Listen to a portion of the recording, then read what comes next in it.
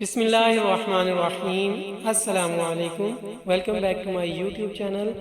आज हम आए हैं नए टॉपिक के साथ। Our today's topic is 6 things mentally strong people do. कि कौन सी ऐसी 6 चीज़ें हैं, कौन से 6 काम हैं जो मेंटली तौर पर स्ट्रॉन्ग लोग करते हैं। आइए उनको वन बाय वन देखते हैं।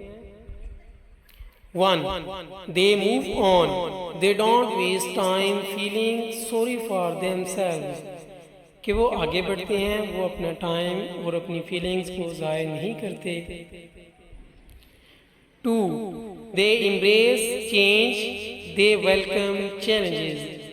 वो चेंज लाते हैं और चैलेंजेस को वेलकम करते हैं, एक्सेप्ट करते हैं। 3. They stay happy.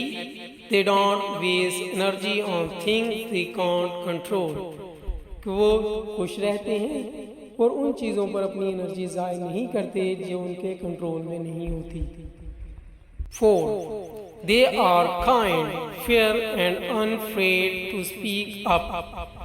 वो बोलने में बहुत ही रहमदिल, फेयर होते हैं और अनअफ्रेड होते हैं और वो डरते नहीं हैं बोलने में।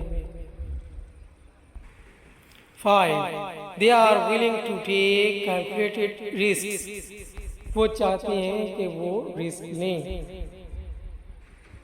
6.